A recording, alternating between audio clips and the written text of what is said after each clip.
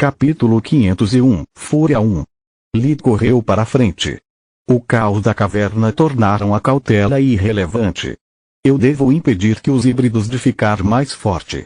Ele pensou que quando ele desencadeou uma série de feitiços de nível 4 que atingiram os Vargs negros, onde seus sinais vitais deveriam estar com precisão cirúrgica. Lit tinha adicionado bestiário à Soluspedia, para que ele sempre soubesse a maneira mais eficiente de matar os monstros que continha. 13 híbridos morreram no local, mas 4 sobreviveram mesmo com a cabeça removida ou seus corações substituídos por um buraco aberto. Pelo menos até que um quinto híbrido estendeu seus tendões para sugá-los secos. Obrigado, irmão. Muito apreciado. A criatura disse antes de explodir em risos maníacos cheios de êxtase. Lit podia distinguir duas vozes falando em uníssono. Um deles era feroz e áspero, mas mal era audível, como se estivesse desaparecendo. O outro era antigo e erudito, sua frase um pouco desatualizada. Ele tinha um sentimento de malícia e poder que deu Lit os arrepios. Uma das fêmeas Vargs correu na frente de Lit, com os dentes desnudos, seus olhos escuros com a mesma escuridão que estava correndo através dos híbridos. Ela tentou esfaquear a garganta de Lit, mas ele facilmente evitou o golpe e perfurou o coração dela. Lit deixou a magia da escuridão fluir através do guardião, esperando que ela cometesse uma explosão suicida. O ataque do Varg tinha sido muito desleixado e hesitante. Matá-la tinha sido muito fácil. Tinha que ser uma armadilha. Só que não foi. Obrigado, irmão. Ela disse que a escuridão desapareceu de seus olhos. A gratidão em sua voz, que terrivelmente se assemelhava a rena, quase quebrou o coração de Lit. Está nos comendo por dentro. O Varg tossiu sangue, revelando a pequena bola de pele tremendo de medo que ela tinha escondido em seu outro braço o tempo todo. Eu não pude resistir por muito mais tempo. Por favor, eu não quero matar meu bebê, nem quero que ele se torne parte dessa coisa. O guardião cintilou na mão de Lit, cortando ambas as vidas ao mesmo tempo. Os dois Vargs morreram sem dor, mas Solus estava chorando. Os demais Vargs cinzentos literalmente jogaram suas vidas em Lit, relutantes em machucar seus companheiros de bando. A abominação dentro deles era muito forte para resistir ao seu chamado. Eles só podiam cavalgar seu ódio em direção ao intruso e usá-lo como um meio para escapar de seu destino. A cada balanço da lâmina de Lit, um Varg caiu no esquecimento e Solus chorou mais. Raiva e ódio queimaram como um sol dentro do coração de Lit, fazendo-o mais uma vez se perguntar se a morte era apenas uma parte da vida ou mais como uma parte dele. A morte o trouxe para Mogar e continuou andando com ele o tempo todo. Ele lutara como curandeiro ou dispensaria aqueles que estavam em seu caminho. Para os Vargs tinha sido uma bênção. Uma saída rápida e indolor, de uma eternidade da escravidão, presa dentro da monstruosidade que os consome.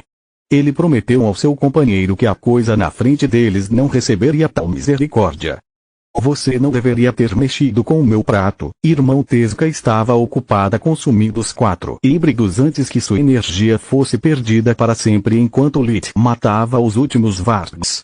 Levei tempo e esforço para fazer nutrição adequada a partir desta merda de cavalo.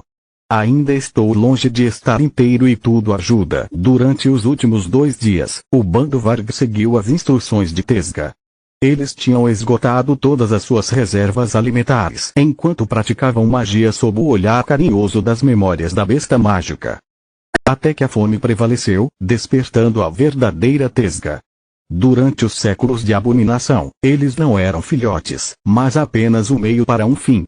Ele os usaria para recuperar seu corpo e poder antes de confrontar seu outro eu. Isso o levaria ao próximo passo da escala evolutiva que o iludiu por tanto tempo, apesar de todos os seus esforços. Apesar das incontáveis vidas que Tezca havia consumido, ele ainda era apenas um Eldritch. Agora, ele poderia se tornar muito mais. O Eldritch tinha certeza disso. O último Varg cinza ainda tinha chegado ao chão quando Tezca atacou-lhe como um trem de carga. 2 penas tão longas e grossas como uma lâmina irromperam de seus antebraços enquanto sua pele se transformava em uma armadura composta de pequenos espinhos. Lit infundiu-se com cada elemento e se esquivou do ataque do inimigo. Seu punho enluvado atingiu o fígado de Tezuka como uma metralhadora. Cada golpe entregou um feitiço mágico de escuridão nível 4, ceifador, bem dentro do híbrido, enviando batendo contra uma parede com um boom. Tezuka sacudiu tanto o feitiço quanto o impacto antes que o feitiço mágico de fogo nível 4, prisão flamejante, pudesse prendê-lo. Ele teleportou para a segurança apenas para encontrar Lit logo atrás dele. A barra de mão esquerda do guardião cortou a cabeça de Tezuka, enquanto as garras afiadas da luva tornavam possível que Lit perfurasse o coração do Eldritch. A abominação apenas riu e retaliou o ranger espantado com um golpe de cotovelo que teria quebrado suas costelas se Lit não tivesse se teleportado para longe no último segundo. Tendões negros reconectaram a cabeça ao corpo e costuraram-na de volta em seu lugar. Quem é você? Por que você fez isso?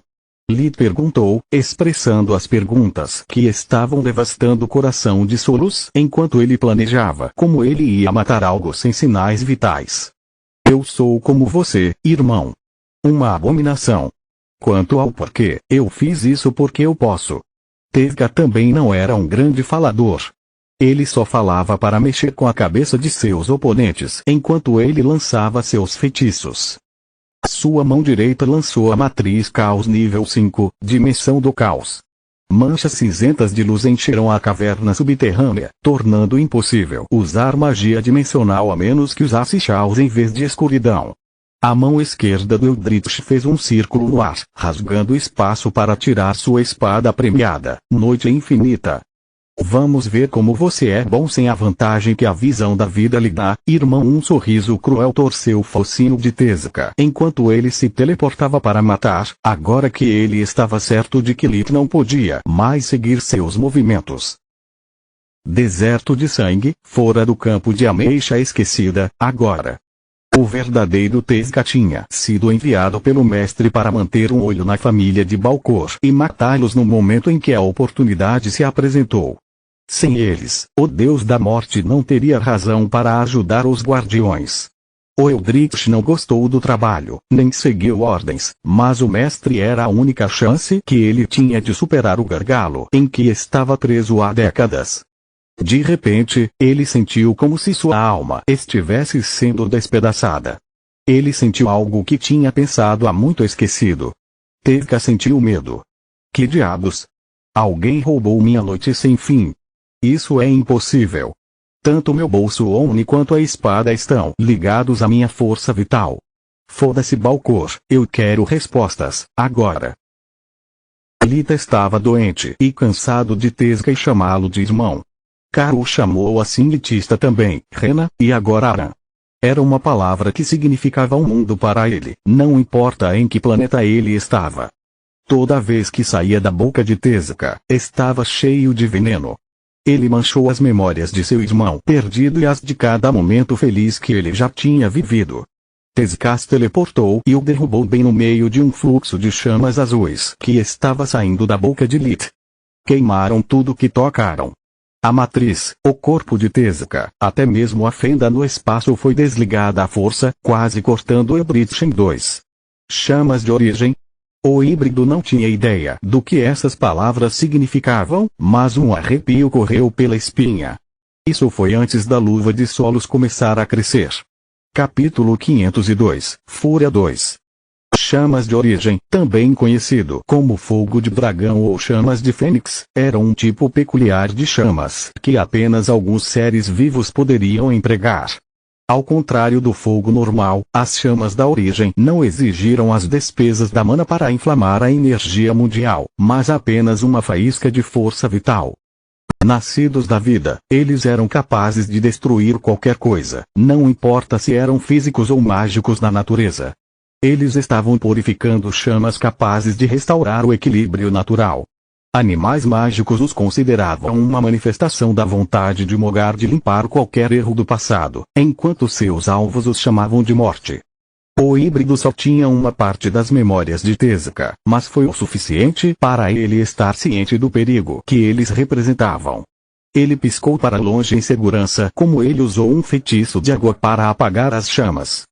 Dimensão do caos não tinha meios de se defender. O fogo azul se espalhou ao longo de suas linhas de energia, fazendo com que a matriz desmoronasse menos de alguns segundos após sua criação. Enquanto isso, a forma de solo se transformou em um protetor de braço completo, que cobria o braço e o ombro direito de Lith. Sua raiva era tão quente quanto Lith era frio.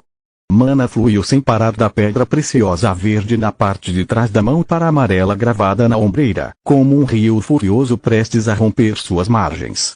Não havia palavras que pudessem expressar sua fúria, nem levantar o peso que ela sentia oprimindo sua alma. Só esmagar o crânio de Tezuka com a mão pode lhe dar paz de espírito. Lith tinha se transformado em sua forma híbrida e estava flutuando no ar sem um feitiço graças às suas asas. Mesmo sendo um híbrido como eu, ele não tem sinais vitais como abominações puras. A única maneira de matá-lo é fazendo esgotar toda a sua energia. Os núcleos negros não podem ser reabastecidos sem se alimentar da força vital ou da energia mundial. Quão forte ele é, Solus! Lita esperava que sua voz iria tirá-la de seu frenesi. Um pouco mais forte do que você, mas mais fraco do que nós, ela rosnou. Solus sempre foi uma alma gentil. Ver os vários cuidando um do outro lhe deu esperança. Espero que nem todos os seres vivos fossem obrigados a ser apenas o que alguém ou algo os transformou. Se mesmo uma mulher Varg pudesse aprender a amar seus filhotes, então talvez ela também pudesse se permitir se apaixonar e desejar um futuro melhor. Solus não podia deixar de se ver neles, em sua vontade de sacrificar suas vidas por seus companheiros de bando. Os mesmos humanos que a considerariam apenas uma coisa a possuir, viam os Vargos como nada além de bestas sem sentido, mas tinham sentimentos, assim como ela. Descobrir que tudo tinha sido apenas um ardil, testemunhar a abominação, forçando uma mãe a cometer suicídio para não ferir seu próprio filho era mais do que ela poderia suportar. Solus não era Lith, ela se esforçou para viver sua vida, não apenas para evitar a morte. Tezuka tinha acabado de despedaçar toda a sua esperança e sonhos bem na frente de seu rosto, incendiando tudo, e então deu um lixo sobre eles para apagar as chamas. Você é muito bonito, irmão, Tezuka disse enquanto observava Mana Lith exalado com olhos glutosos. Ao assimilar o poder de Lith, Tezuka estava certo de que seria capaz de desafiar seu outro eu. Eu me pergunto por que você sente a necessidade de se esconder sob uma concha humana, apesar do fato de que você ainda possui um legado vivo. Eu vou cuidar bem disso para você. Ele. A palavra atingiu Solus como uma agulha envenenada. O híbrido de alguma forma sabia que ela estava viva, mas ele a chamou de isso. Solus quase surtou por causa disso, mas sentindo que Lith estava tão indignado quanto ela, a acalmou-a.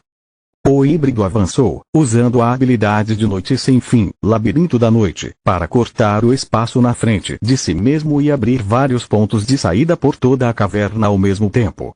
Ele criou uma encruzilhada dimensional permanente que tornaria a visão da vida inútil na previsão da direção do próximo ataque. Uma chuva de penas pretas do tamanho de lanças irrompeu de um portão à direita de Lith. Ele conjurou uma parede de pedra para bloqueá-los, mas cada um deles estava imbuído de ar e magia do caos. Eles perfuraram a barreira como se fosse feita de papel, pegando Lith de surpresa.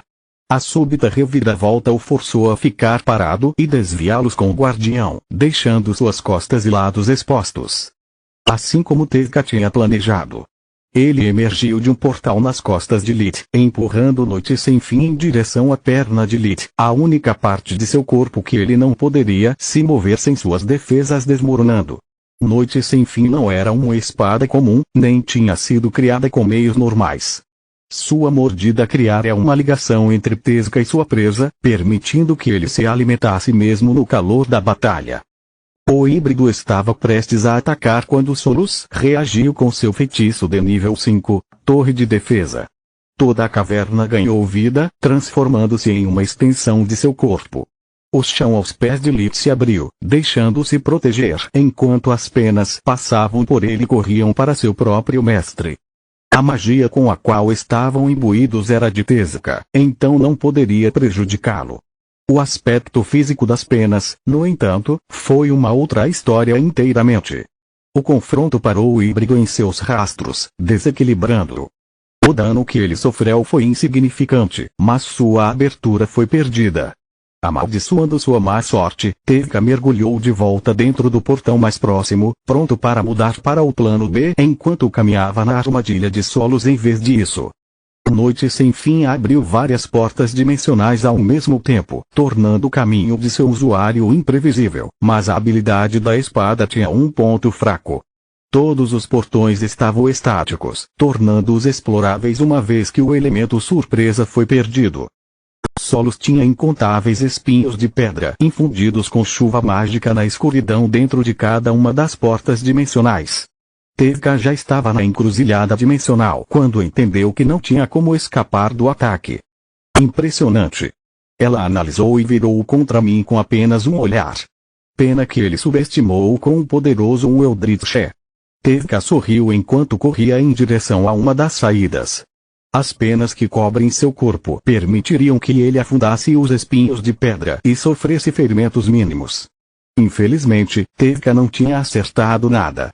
Lith já estava com as mãos cheias, mantendo a visão de vida ativa para prever as estratégias de seu inimigo, desviando os ataques que chegavam. O tempo todo ele lançava e mantinha vários feitiços ao mesmo tempo.